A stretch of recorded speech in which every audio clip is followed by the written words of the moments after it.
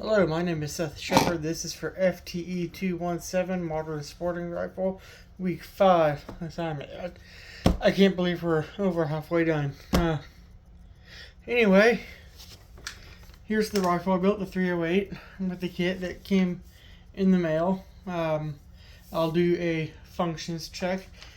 First thing I want to do is verify there is no live ammunition in the room or in the vicinity. I have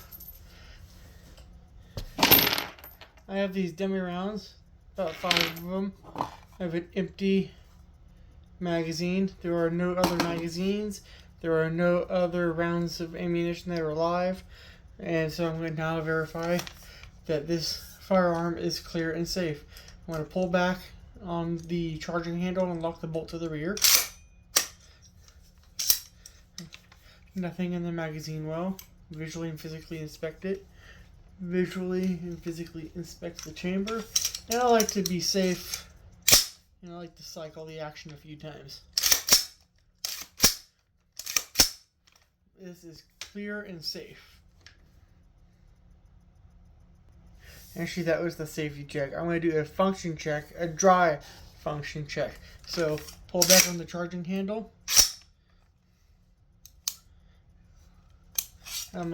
With the safety on, I'm going to pull the trigger. It shouldn't move at all. It doesn't move. It's not moving. Now I'm going to do the safety off, and you'll hear an audible click.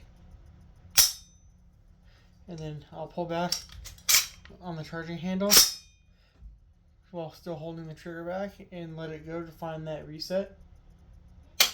There it is. Then you're free to pull the trigger back. I'm going to put the safety on. Now I'm going to do the same thing with dummy rounds. So,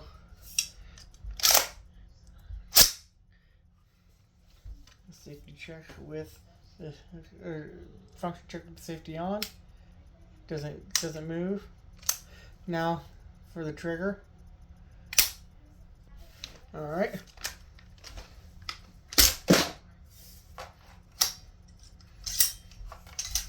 And it functions. If I was doing a live fire function check, I would be checking for light primer strikes or over penetration of the primer. I'd be looking for failures to extract or eject, failures to feed, through all the cycles of operation. That way you know your firearm is 100% safe to operate. Alright, so the trigger feel, I mean, it's okay. It's not anything to write home about. I mean, it's, with this particular gun, there's pretty much no wall. It's right there, and then it breaks. And the reset is crisp and very audible and tactile. And yeah, but there's no take up, and it's maybe 3 to 4 pounds, I'd say. And I do think it has an enhanced polished or nickel boron coated disconnector or hammer. It just feels very smooth. Alright, now I'll be measuring the barrel length. I got the bolt closed, so I'm going to use this cleaning rod to get the barrel length. I would stick it through the end. Hold on. To get the barrel length, I'd stick this through the end until it touches the bolt face. And I would mark where it is. And I don't have my tape measure. I can't find it, of course. But I would measure from there to there and get the barrel length, which I'm estimating to be about 18 inches.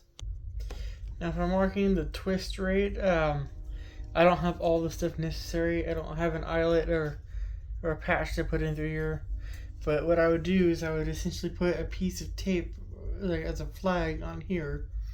And I would get a starting point on this rod, and I would push it through the barrel to, and I would push it and let the tape flag rotate, and when it made a full rotation, starting from where it was before and ending where it was before, I would stop it and I would mark it, and then I would measure that distance, and you would get the twist rate. And I believe a twist rate on this particular barrel, if I remember correctly what it says on the barrel, is 1 in 10, which means the bullet will make one rotation every 10 inches. So in 18 inches, it would make just under 2 rotations. Alright, I already did it before, but for checking the for the headspace, you'll need the no-go gauges. Usually people test it before they put the barrel on, but I hadn't gotten that far, so I had to do it after. To do that, you'll take this bolt out and you'll remove the ejector and the extractor from it. You'll put the bolt back in the bolt carrier, and you will put the go gauge in the bolt face and shut the bolt on. You'll put the bolt back in, and with the go gauge in, if the headspace is good, the bolt should sit flush with the back of the upper receiver. If it's not, it will not fit flush. It'll protrude a little bit. And then you take the no-go gauge and you do the same thing. And if you have the no-go gauge in there, when you push the bolt carrier group back into the receiver, it will not be flush. It will be protruding a little bit.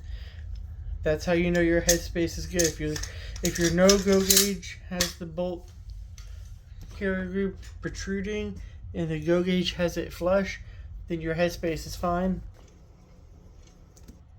Alright, to do the protrusion or fiber protrusion gauge thing, first we'll measure the protrusion gauge.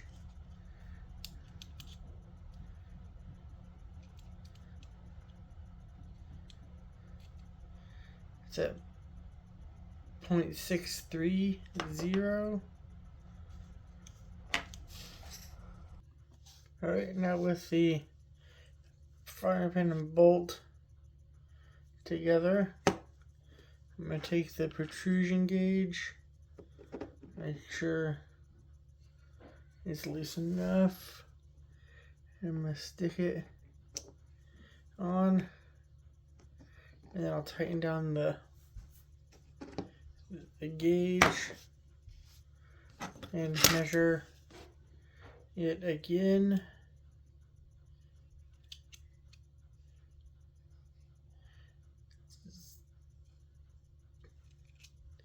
I got 6.77.